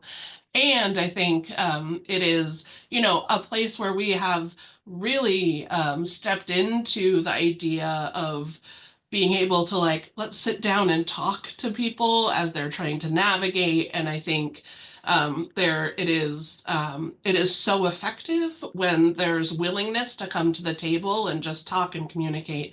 We do that internally now. We're deliberately working to make sure that we are talking to each other where there's groups and area that has diverse perspectives internally in terms of what is the role and what is the function, and the impact, the challenge. That is not a simple thing to always bring together those with diverse perspectives, and the impact of that is so tremendous. It is worth investing in, and I think that's the way we are leading our work. That's the way we are trying to live internally, and that's where we're trying to strike the chord externally as well. And I think it's a process, and we'll continue to push into that direction. But I think really happy to provide any insight that would be helpful to you all, council, to understand the way we work. Yep, I appreciate that. And Chair Hall, what I might just offer Councilmember Farrell, I will take back as a follow-up to you to think about what might be a helpful follow-up conversation, because I think what Natasha and the team, both the folks that you see here and all of the folks you don't see behind the scenes that made it all possible, is there is a level of dynamism in terms of customer service and being able to support people through the process, and and of course we've been able to grow in capacity to be able to do that. And we want our council to, just to be blunt, to get in there and ask some of the detailed, messy questions. And I think it is important to our shared understanding of not just a different process, but how we're looking to engage differently to help boost supply. And in order to do that, we want to make sure that we are taking the necessary time. So I will just take that as a follow-up, and I don't think we have to perfectly architect the question just to start the conversation. So I will, the ball's in our court. Okay then, anything else on this item? If not, I think we're ready to move into our 15-minute break.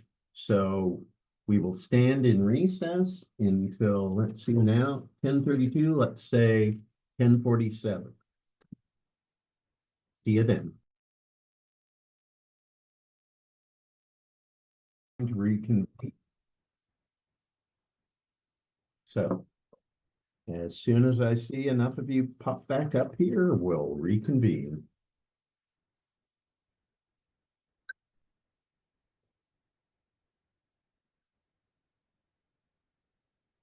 And there we are.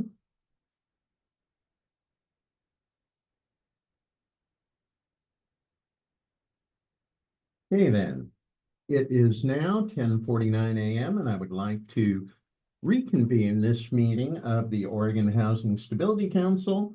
And we have the homeownership division in this segment. And Director Giscombe, are you and your people ready? Yes, I believe we are. Okay, floor is yours. Thanks. Good morning, Chair Hall and council members and Director Bell. My name is Kiba Giscombe, he, him, his pronouns, and I serve as the Director for Homeownership here at OHCS. I would like to take a moment to address and clear up any confusion about the two items that were brought up earlier this morning about last month's meeting. First, regarding council members' menu question, we have initiated discussion with our external financial advisors and team to explore potential pathways for incorporating forgiveness and assessing its impact on the program's sustainability.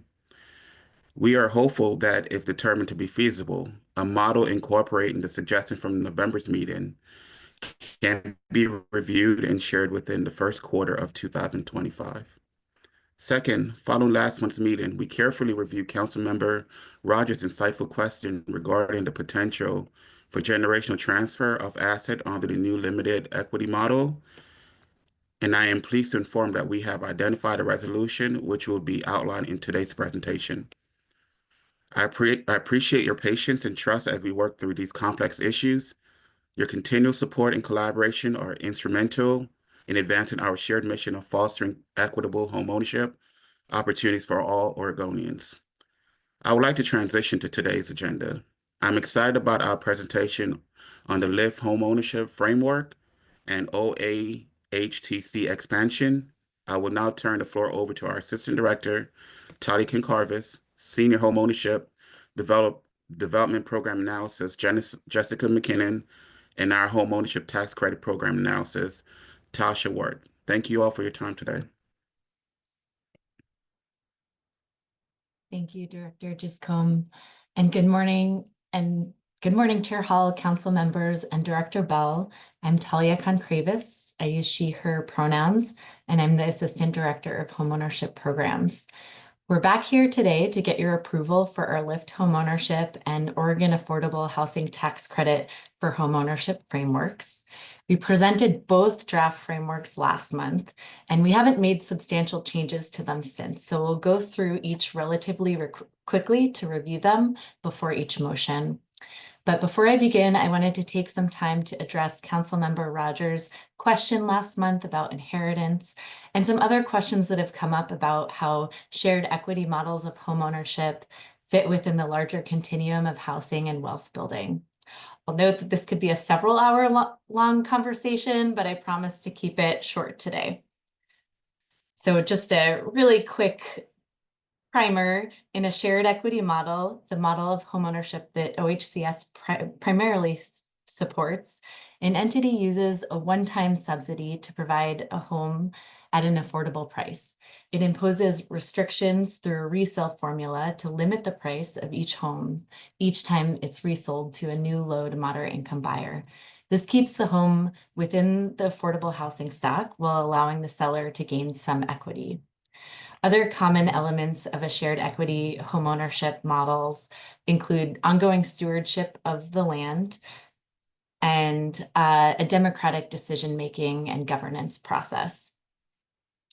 And I'll note that this graphic is taken from Grounded Solutions Network, which is a leading national organization that supports community land trusts and other shared equity entities across the country. This continuum helps contextualize shared equity models within the spectrum of housing. It doesn't include the universe of housing options, but starts with private market renting and ends with private market homeownership. Everything in between attempts to capture models and tools that bring about housing affordability. I like this continuum because it shows that there are many ways that public and community entities can invest in housing accessibility and opportunity, some of which aren't mutually exclusive. So as you can see, shared equity options fall in the middle of the spectrum. They lower the cost barrier to homeownership, bring about consistency in housing payments and stability in communities. But in return, owners don't realize the full appreciation gained in their home. And you could say that also while they're not realizing the full appreciation, there's equity gained in the community by the stability of this affordable housing stock. And to briefly touch on the common shared equity models that OHCS has been able to support, I'll start with limited equity co-ops. Limited equity co-ops, or LECs, in those residents own shares in the nonprofit that own the building. The shares grant the co-op member the right to occupy a designated unit with a resale price restriction. Usually the co-op secures a fixed mortgage and residents make monthly payments to jointly cover the mortgage, maintenance, insurance, and other communal costs. Tasha Worth will talk about this model more in our next presentation on OHTCs. A community land trust is a nonprofit, community-based organization that holds the deed to a parcel of land, and the homeowner holds the deed to the home on the land. Parcels of land are conveyed to homeowners through a ground lease, which typically runs for 99 years. The lease is renewable and inheritable. Due to the length of the lease, CLTs are commonly seen as a model of permanent affordability. For deed-restricted homes, an affordability covenant is appended to the homeowner's deed, whether it be a detached house, townhome, or condo in a multi-unit project. This covenant typically requires that the home be a primary resident and again imposes resale price restrictions. The covenant may also give a nonprofit or some other entity the first right to purchase. This is often the route that inclusionary housing programs across the country take to instill affordability. And last, resident-owned communities are manufactured housing communities in which the residents cooperatively own the land underneath their homes. As with an LEC, a resident in a ROC, or resident-owned community, owns a share in the co-op while the land purchase is financed through a blanket mortgage. Residents own their homes and are members of the co-op, which own the land and manage the community's business. Just a little bit more on some of the research that we've seen related to outcomes of shared equity models. The best national research that we found on median shared equity building, homeowners have accumulated $14,000 in wealth at resale after initial median investment of just under $200,000 at purchase. So this is kind of the best equity amount statistic that we found out there, but I note that this aggregates all different types of models of shared equity. So for a limited equity co-op, an owner might buy in at $1,000 or $5,000, whereas for a community land trust, they're getting a full mortgage. So this doesn't really show the full range of equity building across the different models. What we do see is that 6 out of 10 homeowners use their earned equity from a shared equity home to purchase a market rate home. And assuming that households move every 7 years on average, one shared equity home could give the opportunity for affordable homeownership for 7 households over a period of 50 years. In most of these models, shared equity homeowners are able to pass down the asset of their home to the next generation if they don't choose to move. And then compared to US market homeowners, shared equity homeowners are more likely to provide a viable option for homeownership for people of color, first-time homebuyers, households with kids, and single mothers. So with that general primer on shared equity, I'm going to shift to the topic at hand today, which is our LIFT framework. So as a reminder, LIFT is funded by Article 11Q bonds, which fund the creation, and LIFT funds the creation of new homes that are affordable to home buyers with incomes 80% AMI and lower, and the homes must be ready for sale within 36 months. Since the state takes an operating interest in the project, the way this works for homeownership is that the developer or owner must be a nonprofit or eligible covenant holder and use a shared equity model. And for 2025, our LIFT program goals are listed here. I won't read all the goals, but will elevate that we will seek to prioritize projects that reflect the needs of communities, serve historically underserved communities, especially communities of color, increase development in rural areas and density. We also are prioritizing projects that allow for intergenerational living, aging in place, and are energy efficient and climate resilient. Last, to achieve these priorities, we know that we need to keep our funding processes accessible and supportive of a growing pipeline of small, rural, culturally specific, and emerging developers. So with this in mind, thanks to a series of in-depth public engagement and the work of the LIFT work group, which I discussed last month, we've updated our LIFT framework and NOFA guidelines with 2 specific strategies in mind: process accessibility and resource distribution equity. For process accessibility, we're proposing to implement 4 strategies. Last year, OHCS shifted from a competitive NOFA to a minimum threshold approach. This keeps the NOFA non-competitive and allows staff to provide technical assistance to applicants. We heard from applicants that this was a big benefit, particularly new applicants appreciated the support. So we're building our capacity up more this year to offer one-on-one support, a series of trainings, and also regular office hours for real-time responses to applicant questions. We're also generally streamlining parts of our application for all applicants and piloting an abbreviated application for projects with 4 or fewer homes. Given the lower risks to our portfolio and time-consuming nature of the application, which prevents small developers from applying, we believe this change will make a big difference in our diversity of applicants.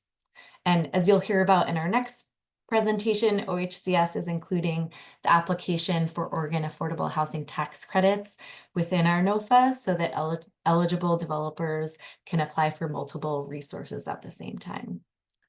Last, in this process piece, we will publish, as we did last year, we will publish a scoring rubric with specifics for each category. So these are listed on our slide. These categories are the same as last year, but many of the individual criteria are being strengthened to better help us probe for the information that we need to know that a project is going to be successful. As part of the application, each applicant will score themselves against the rubric. We found that this helps applicants become familiar with scoring criteria and helps us and the OHCS scorers see where there may be discrepancies in perceptions of a project. When we see discrepancies or when there's general unclarity or need for more information about a project, OHCS is reserving the right to do a follow-up interview with applicants, or applicants can request that. And we expect this to particularly help applicants without dedicated fundraising staff. And onto resource distribution equity. The most monumental change we're making to LIFT this year is the shift in how we determine the loan size. So we're shifting from limiting the value of the loan to the appraised value of the land to a per home subsidy based on bedroom size. The table here shows our new structure, which is based on industry construction data, OHCS's internal data from LIFT homeownership costs, and feedback from our multiple engagement sessions with homeownership developers and the LIFT work group. Again, this shift is a result of the perseverance of our LIFT work group, and we really hope that this increases the viability of rural, dense, and other community-centered projects. To ensure that we don't award all the funding to just a few projects, since we're projecting just over 40 million in funding for this next NOFA, we're imposing an 8 million per project cap. And while the applications are first come, first serve, once we publish the NOFA, we will have a buffer period. So we won't accept applications for the first 7 weeks to give applicants time to get their applications together without worrying about their place in line. If a developer is submitting more than one application, we'll ask them to prioritize the order of review so we can look at multiple applications from different entities before considering a second project from the same developer. Last, we've redesigned our soft set-aside criteria to spur greater geographical distribution of LIFT funds. The map here shows that LIFT has not yet reached most of Eastern Oregon and much of coastal Oregon, so we hope that will change this year. 20% of the funds will be held for small and emerging applicants, 30% of the funds for culturally specific organizations and underserved counties, meaning counties where 20 or fewer homes were previously funded with OHCS homeownership resources. 50% of the funds will be for all other applications. If the set-aside categories go unused by May, they'll be released for all applicable projects. Last, I'll just note a few items on this timeline. We plan to publish the NOFA January 6th, which I can't believe is next month. And you can expect us back here with project recommendations in May and late summer. Happy to answer questions about the LIFT framework. And I also will pull up the slide with the motion. Great. Council, any questions, comments, feedback?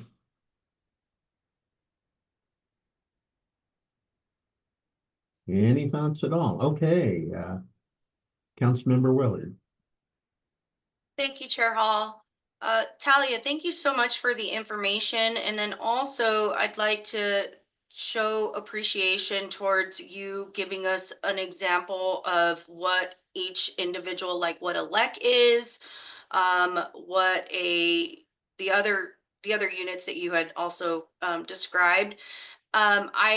Coming from a rural community, I can tell you that there is a big lack of education as far as how this development process works, and how these funding procedures work. There's a lack of affordable housing developers in rural communities. And so, you know, seeing the map and seeing that there hasn't been anything set for Eastern Oregon is a little disheartening, but I think it's just because of the fact that there's a huge lack of education. You know, us being project sponsors or developers, sometimes we just don't understand all of it. It's a lot of information to consume at once. And so I would like to see, I know that you guys have a lot of, that capacity is an overwhelming issue across the state for every single agency. But I would like to see a little bit more outreach in regards to this.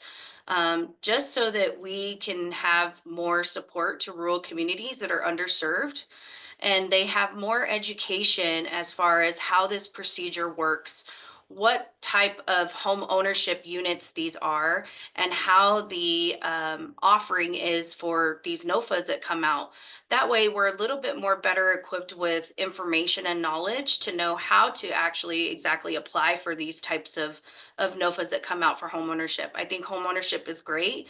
I think it's important. It's lacking a lot in rural communities because I can tell you that a lot of rural communities just see affordable housing as a priority, but home ownership is starting to step in where it's becoming more and more of an issue, where we want to see folks that not just go to affordable housing. We want to actually see that they persevere and actually go into a home ownership unit. So that's just my 2 cents. I know that it could be a capacity issue, but I definitely appreciate the education and how all of these home ownership units and how there's just a different array of them for folks to step into becoming homeowners. So thank you. Thanks so much. Councilmember Rogers. Yes, Talia, thank you for the education, and I too would like to agree with Council Member Willard about how important the education is, and then just the additional information about the shared equity homes. So that was really good. So I really appreciate you all doing additional research and presenting that and addressing my question. So thank you.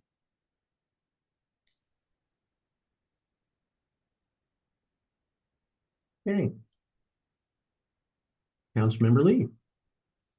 Thank you, Chair Hall. I will join in the appreciation for the teach-in, Talia. It was very, very helpful. I'm sorry I missed last month's discussion, and so I apologize if I'm asking questions that have already been asked.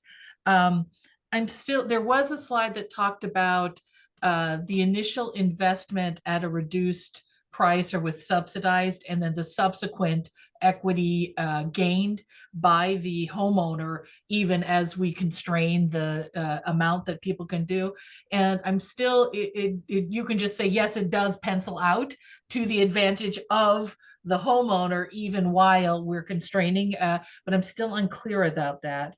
I am thinking about, I see, and I don't know if this is intentional, I'm sure it's intentional. I see some linkages with some of the practices within ORCA.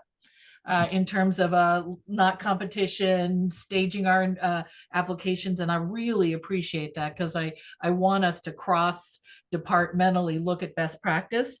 With that, I have a question about the set aside percentage for culturally specific organizations and rural. So we just heard from ORCA that they are going to separate those two and potentially have that percentage set aside be either 20 or stay at the 25%. I ask, hopefully, and then you all are at an even different amount. I'm wondering if there is a way to explore having some consistency so that we're building this understanding with our communities that say, when we have a culturally specific set aside, it's going to be here. Now, I don't want to constrain people who want to go more.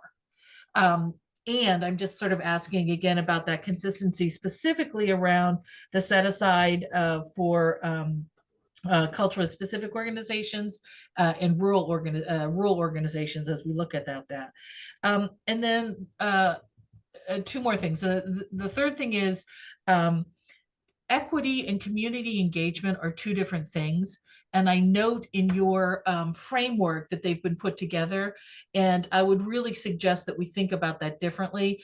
And, you know, the statewide housing plan says equity and racial justice. That is a really specific particular thing. Community engagement is also a really specific particular thing. And I think when we put them together, we both lose some important focus on both sides of the equation. And I think we conflate things in a way that isn't necessarily helpful to our overall relationships in the broader community. So I'd offer that feedback. And then I still don't know that I understand well enough. And again, if this is on me, just say it. I don't understand the real reason why we're doing this. Is it because we're trying to subsidize a program? Is it because we think that this is the long-term pathway to stability? Is this that we think it's a more equitable way to look at who gets access to these kinds of resources, because not everybody can get subsidy and appreciation there. So I'm still not understanding why this change, why now? I appreciate the information about the shared equity, super interesting, super informative. And I guess I'm still just missing why. Why us, why this moment, and why this thing?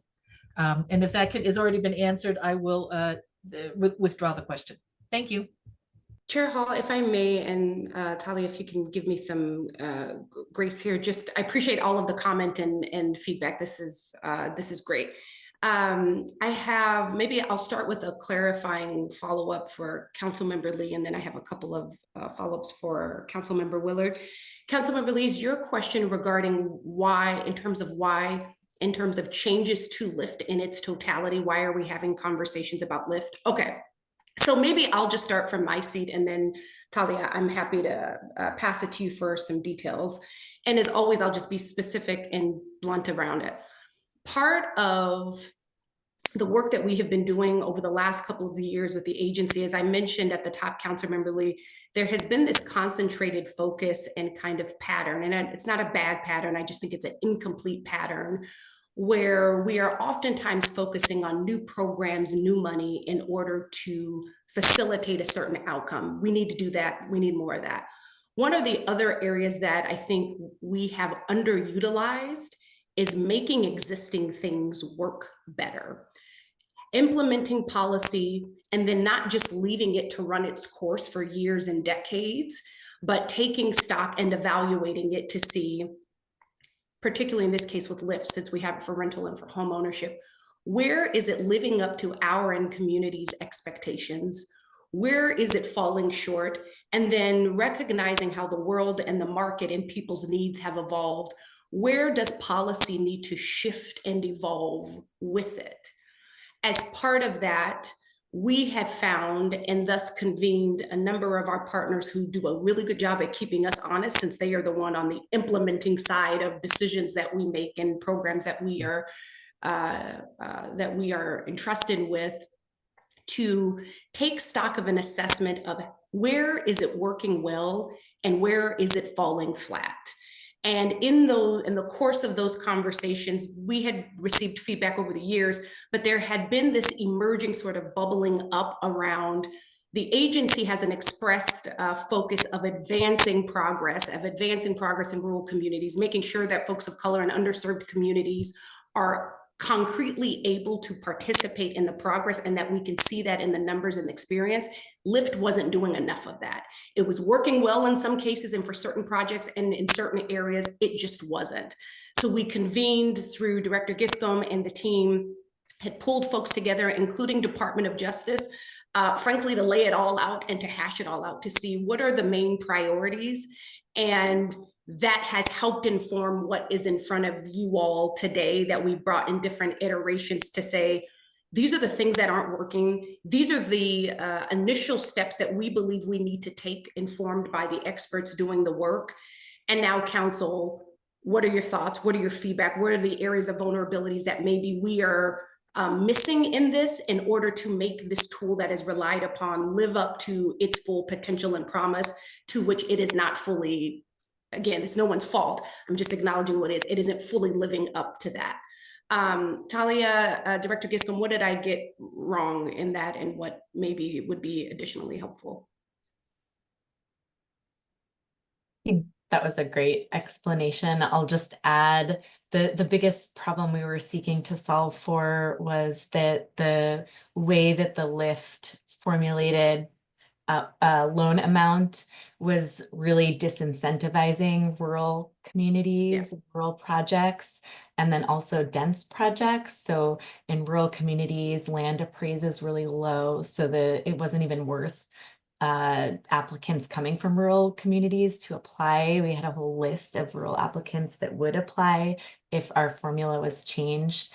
And then it also had kind of perverse incentives for single family rather than dense, because if you stack homes, you still just qualify for the same amount. So this shift, we're hoping to see more of the type of projects the state is prioritizing, and also just more accessibility for community-centered projects that feel like this accurately, the bedroom count and the amount of subsidy will really make the difference for them. That's very helpful. And so what we're saying is the shared equity model is going to help with those problems. I mean, I understand that we're looking at the amount of subsidy per project. We're doing things to address better access for people working and living in rural communities. I understand that we're right, but I don't understand how the shared equity model is actually addressing the challenges that you all have both spoken to. And let me just say, I appreciate that we're doing exactly what I said this morning, which is let's look at what we're doing now and figure out where and how we want to be different in it. I'm still not understanding how a shared equity model addresses the challenges that you all just listed, and makes total sense to me. Yep, I appreciate that, Councilmember Lee. Talia, do we want to maybe just do a quick flyby summary of the totality of changes that we're actually making to Lyft, given that it's not specific to the shared equity piece, but some broader provisions? Sure. So the formula change is the biggest change. We're also, through the work group, we have shifted, or we made some changes in accessibility for mortgage products. So we made it so that this is a little technical and we walked through this a bit last time, but if one home went into foreclosure, the developers were worried that the whole project would be in jeopardy. So we have allowed for pro rata foreclosure, and also this allows for broader spectrum of mortgage applicability or eligibility. We're also just working to update all of our templates so it's less time consuming and works for a broader range of projects. I think getting at your question, why shared equity, it's partially due to the constraints of the funding source. The state needs to have an operating or ownership interest in the project.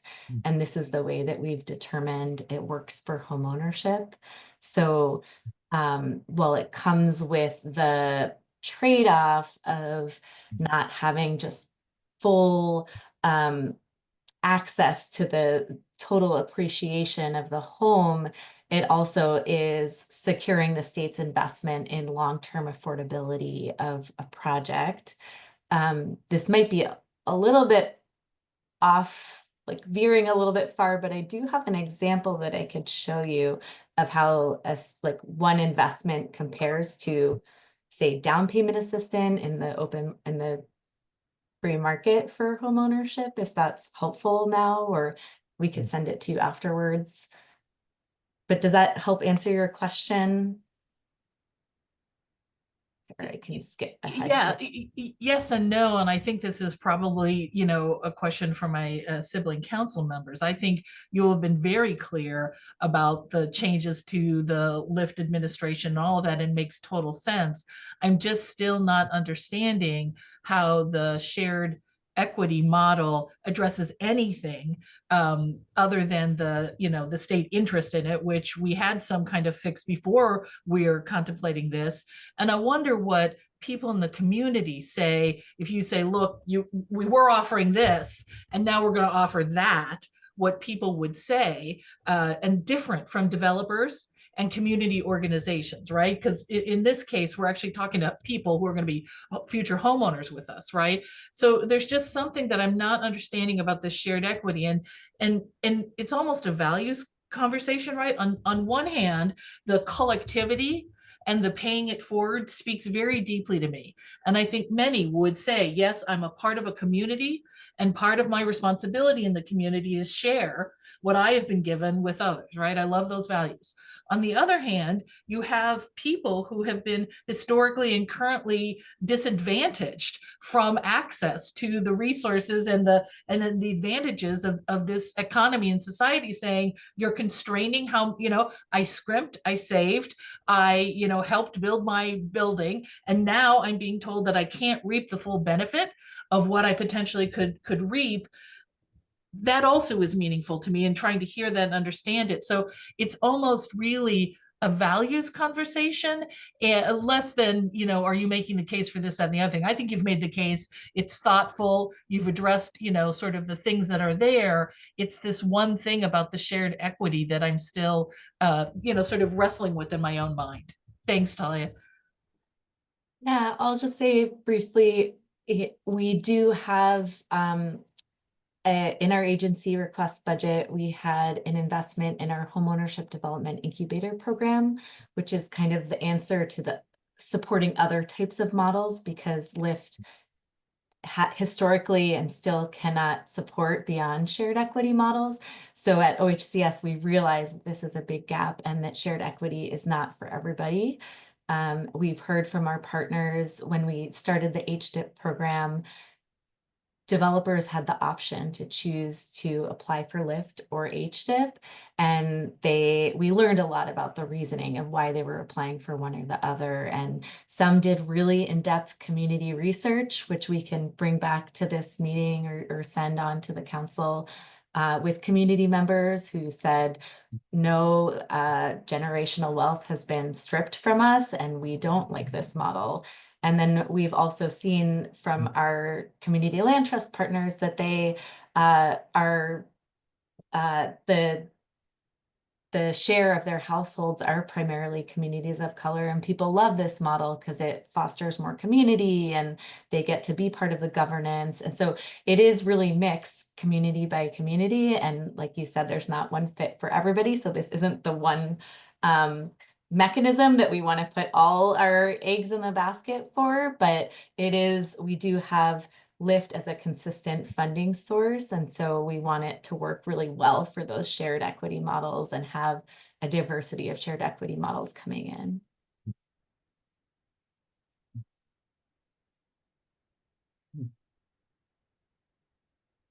Councilmember Mena. Thank you, Chair Hall. I guess from my perspective, I see that the agency has a slew of products available for homeownership. Ones have shallow subsidy that allows for greater equity return, and some that have greater subsidy that requires some little more long-term affordability. I see this as one of those models. And so I'm fine with the land trust model and what that looks like in this program because of the amount of subsidies going for each of these properties.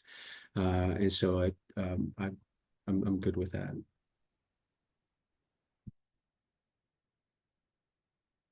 Anyone else?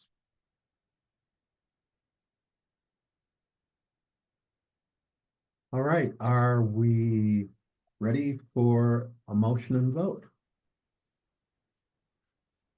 So moved. A second, please. Second. All right, a roll call, please. Thank you, Chair Hall. Councilmember Farrell, Yes.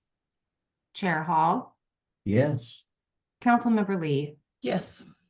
Councilmember Mena, Yes. Councilmember Rogers, Yes. Councilmember Harris, Yes. Councilmember Willard. Yes. Thank you. Motion passes. Great, and with that, we are at, I believe, what? The last item. And let's walk through this. Affordable housing tax credit for homeownership framework. Great, thank you. I'll just tee up this topic. Again, we presented this framework last month and there haven't been any substantial changes. So we'll review it quickly, leave room for questions, and then go to the motion.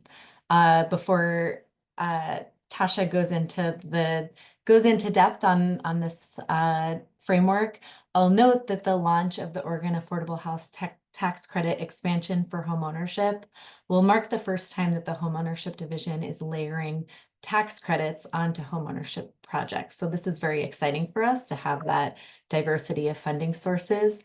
It's also a chance to support the proliferation of new shared equity models through our past conversation, such as limited equity co-ops across the state. So with that, I'll pass it over to Tasha Worth, our homeownership state tax credit analyst. Good morning, Chair Hall, Director Bell, and members of the Housing Stability Council. Again, my name is Tasha Worth. I use she, her pronouns, and I'm the State Tax Credit Analyst for the Homeownership Division here at OHCS. Today, I'm back to remind you about the expansion plan for the Oregon Affordable Housing Tax Credit, or OAHTC, for homeownership, and to get your approval for the framework. OAHTC incentivizes affordable housing by providing state tax benefits to lenders, which help reduce interest rates on loans for a variety of housing projects, including construction, rehab, and refinancing of affordable homes. Historically, this program has been primarily utilized for multifamily rental projects, often in conjunction with other funding sources like LIHTC, LIFT, and other OHCS subsidies. However, in 2023, the amendment to the OAHTC statute expands the program to include limited equity cooperatives, or for our purposes here, I'm going to say LECs, as an eligible entity. This prompted OHCS to establish the OAHTC homeownership program that will reduce housing costs for LECs residents by providing tax credits to the developers' lenders on their permanent loan. Next slide, please. As a reminder, In ELEC, members hold shares in the cooperative instead of owning their units outright. ELEC buyers sign a proprietary lease, whereas fee owner homeownership owners get a warranty deed. Anyways, the proprietary lease that allows them to occupy a specific unit in exchange for their membership share. LECs prioritize affordable housing by limiting share buy-ins to households with incomes at 80% or lower of AMI. And the resale of share prices is capped by a formula to ensure long-term affordability for future residents. This model kind of fosters a democratic governance structure where shareholders elect their board of directors to set the policies and manage their operations on the property. Instead of traditional monthly mortgage payments, co-op members pay monthly carrying charges, which cover debt service, operating costs, and reserves. This makes LECs an excellent option for those who may not be able to qualify for a traditional mortgage. Next slide, please.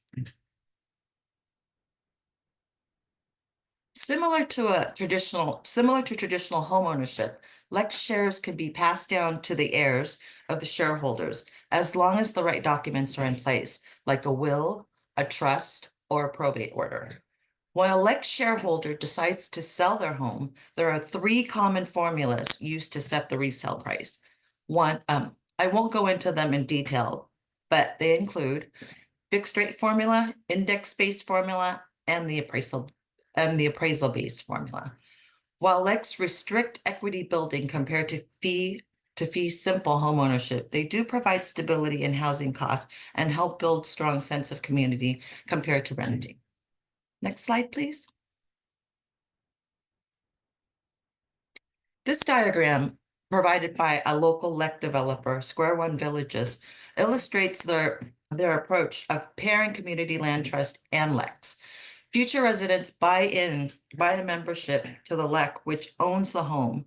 Then they sign a proprietary lease that allows them to occupy a specific unit. The CLT owns the land and leases the land via a long-term lease, typically 99 years. And also, traditional CLTs require individuals to maintain mortgages for the home, but through this hybrid model, residents can purchase the shares directly from the LEC.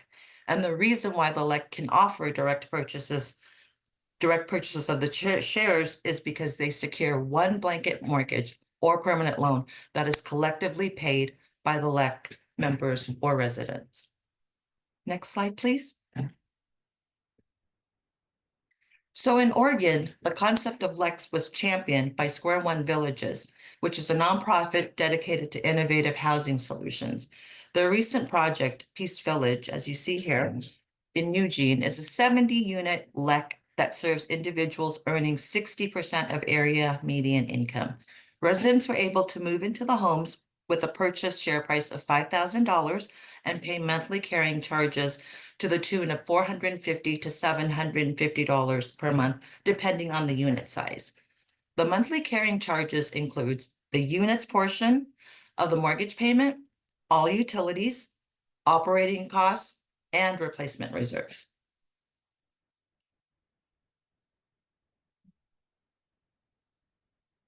Next slide, please. Okay.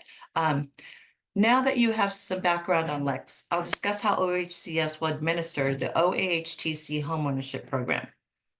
The primary goal of the OHTC homeownership program is to increase affordable housing for low to moderate income households. This program adds another tool that can be leveraged with other grants and funds to support the creation of more affordable homes in Oregon and support an innovative model of homeownership that's not common across the state. Next slide, please. It's also important to mention that the OHTC homeownership program will not only include limited equity cooperatives, but we will also begin processing applications from manufactured dwelling park cooperatives as well that are seeking other homeownership development resources like LIFT or HDIP. All of this, of course, encouraging the stacking of the funds.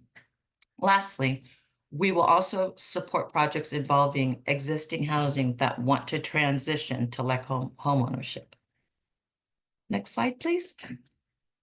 So how we're going to implement this is OHCS has allocated a soft cap of 2.5 million for the OAHTC homeownership projects. For context purposes, 2.5 million in tax credits will support up to 65 million in loans when amortized for 30 years at a 4% interest rate. The developers' lenders can access tax credits of up to 4% for a 20-year term on their permanent loans. For LECs, all interest savings received by the developers must be passed to residents to reduce their monthly housing payments. However, for manufactured dwelling park projects, the savings do not need to be passed through to residents because manufactured dwelling park projects are exempt per statute. The homeownership division will also manage applications, underwriting, tax credit certificate issuance, and monitoring of homeownership projects. The Affordable Rental Housing Division will continue to be on the central administrator for the OAHTC programs, keeping track of all of the credits that certificates are issued. Next slide, please. For application purposes, developers can apply for OHTC homeownership as a standalone source, or they can apply through the 2025 Homeownership Development NOFA. Applications will be evaluated based on financial viability, community engagement, and other criteria, ensuring that the projects align with our goals of affordability and sustainability. Applicants will also need to have a committed lender who must provide OHCS with a letter of intent for the permanent loan. Next slide, please. So looking ahead, we plan to finalize program documents and finalize homeownership development NOFA. Following that, we will officially launch the program next month in January 2025, concurrently with the 2025 homeownership development NOFA. Our team will also be offering guidance to our applicants by hosting office hours to address any questions related to the OAHTC and homeownership development resources. So in close, the OAHTC homeownership program represents a significant advancement in our efforts to enhance affordable housing options and increase inventory for affordable homes in Oregon. Thank you so much for your time and attention. And at this time, I'm happy to answer any questions, or we could move to the motion. Any questions, comments, or feedback? Council? Well, hearing none, I'll see if somebody's ready to make the motion.